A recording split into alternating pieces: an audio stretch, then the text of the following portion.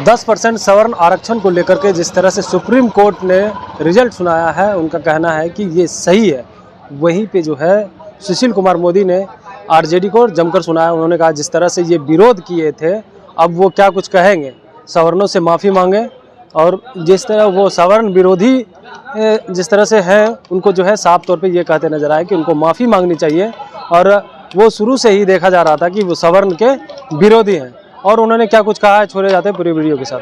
यानी जो हम 10% का आरक्षण दे रहे हैं, ये SC, ST और OBC के आरक्षण को में बिना किसी छेड़छाड़ किए, बिना किसी प्रकार की कटौती किए और ऊंची जाति के गरीब लोगों के लिए आरक्षण दिया जा रहा है।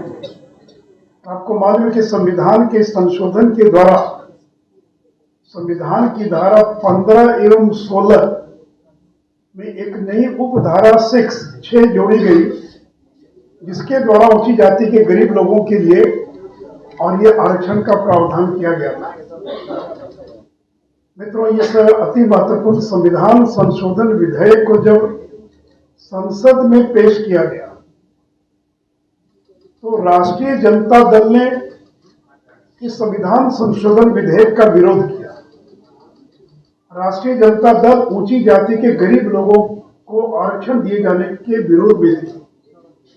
राज्यसभा में श्री मनोज झा और लोकसभा में श्री जयप्रकाश यादव, इन लोगों ने इस बिल के विरोध में, इस आरक्षण के विरोध में भाषण दिया।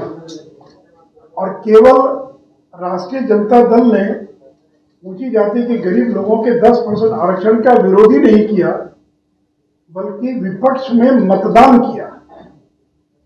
राज्यसभा में 7 लोगों ने विरोध में मतदान किया, जिसमें 3 राष्ट्रीय जनता दल के लोग थे। और लोकसभा में 3 लोगों ने विपक्ष में मतदान किया, जो राष्ट्रीय जनता दल के लोग थे। तो जिस संविधान संशोधन विधेयक का लगभग देश के सभी राजनीतिक दलों ने मन महसूस कर ही क्यों न हो, उन लोगों ने समर्थन किया, वही राष्ट्रीय जनता दल ने ऊंची जाति के गरीब लोगों के आरक्षण का केवल विरोधी नहीं किया, बल्कि विरोध में मतदान करने का काम किया। और आम आदमी पार्टी, जो आज गरीबों का मसीहा बन रही है, यह वॉकआउट करके चली गई, यानी इसने वोटिंग में हिस्सा नहीं लिया।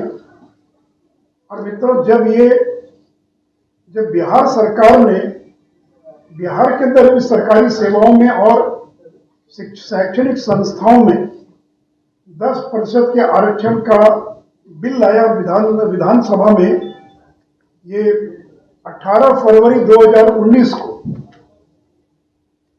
तो राष्ट्रीय जनता दल और माले के लोग वेल में चले गए, हंगामा करते रहे ताकि बिल पारित न हो सके, और इस बिल का विरोध करते रहे।